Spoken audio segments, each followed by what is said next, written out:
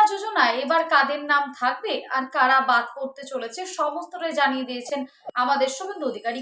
চলুন বিস্তারিতভাবে আলোচনা করব আজকের এই ভিডিওর মাধ্যমে এবং আপনাদেরকে জানাবো যে এই অন্নপূর্ণা ভান্ডারে যারা যারা ফর্ম ফিল আপ করেছেন তাদের সকলেরই যে অন্নপূর্ণা ভান্ডার আপনারা প্রত্যেকেই ব্যাংকের অ্যাকাউন্টে পাবেন এমন নয়, অনেকের নামই বাদ পড়তে পারে।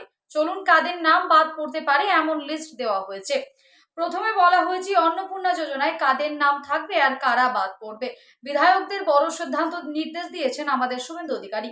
এখনো চলছে অন্নপূর্ণা যোজনার ফর্ম ফিল আপ, তবে অনেকেই ফর্ম ফিল আপ করেও টাকা না পাওয়ার অভিযোগ উঠে এসেছে।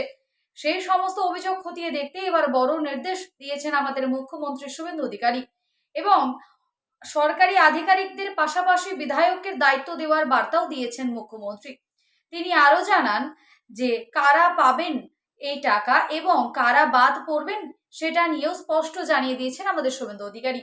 শনিবার 25শে জুলাই বসেছিল বিজেপির পরিষদীয় দলের বৈঠক। সেই বৈঠকে মুখ্যমন্ত্রী বলেছেন তালিকায় এমন কিছু নাম নথিভুক্ত হয়েছে যারা অন্নপূর্ণা যোজনার আয়তায় আসার কথাই নয়।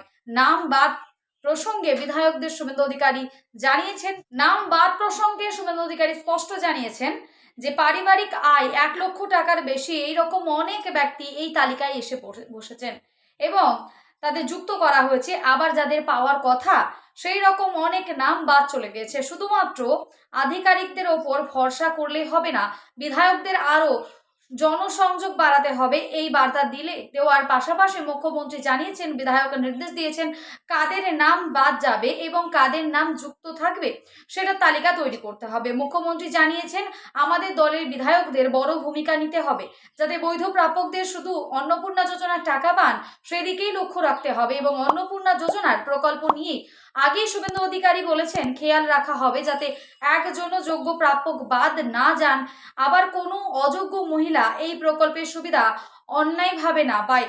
এমন জনকল্যাণমুখী প্রকল্পটি ঘিরে বিরোধীরা বিতর্ক তৈরি করেছেন বা সৃষ্টি করছেন চেষ্টা করছেন বলেও পরিষদীয় বৈঠকে সকলের সতর্ক মুখ্যমন্ত্রী।